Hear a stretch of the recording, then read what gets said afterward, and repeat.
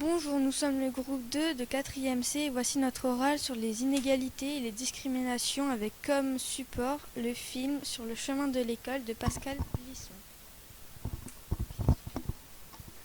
Voici l'introduction. Nous allons vous présenter les deux cas d'étude, les inégalités et les discriminations liées aux deux cas d'étude, et l'opinion des personnages et le nôtre. Nous allons vous présenter Carlos. Il a 11 ans, il habite en Patagonie en Argentine. Il parcourt 18 km tous les jours avec sa petite sœur à cheval pour aller à l'école. Sa famille élève du bétail et il les aide, mais sa famille est pauvre. La présentation de Samuel. Il a 13 ans, il se déplace en fauteuil roulant car il est handicapé. Il vit au golfe du Bengale en Inde. Il parcourt 4 km pendant un peu plus d'une heure tous les matins pour aller à l'école. Ce sont ses deux petits frères qui poussent son fauteuil roulant et sa famille est très pauvre. Les discriminations.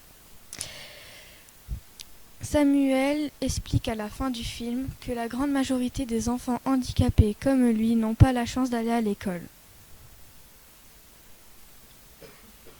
Il nous dit aussi que dans sa classe, les parents d'une fille l'ont déscolarisée car traditionnellement en Inde, les filles ne vont pas à l'école et restent au foyer. Dans le monde, sur 100 enfants non scolarisés ou déscolarisés, 58,4% sont des filles. Nous allons vous présenter les inégalités. En Inde, le taux de scolarisation est compris entre 57 et 72%, contre 84 et 100% pour l'Argentine et la France. L'éducation nationale rencontre des problèmes sur la pauvreté et l'élevage. Dans le cas de Carlos, il est obligé d'aider ses parents à élever du bétail car sa famille est trop pauvre pour employer de la main-d'œuvre. Les familles pauvres ont moins accès à l'éducation que les familles riches. Les pauvres n'ont pas toujours l'argent pour envoyer tous leurs enfants, donc ils envoient surtout leurs garçons. Mais parfois aussi, l'école est trop loin de leurs habitations. L'opinion des personnages est le nôtre. Pour Carlos et Samuel, il est essentiel d'aller à l'école. Pour eux, c'est le seul moyen de sortir de la pauvreté, de faire le métier qu'ils veulent et d'aider leur famille.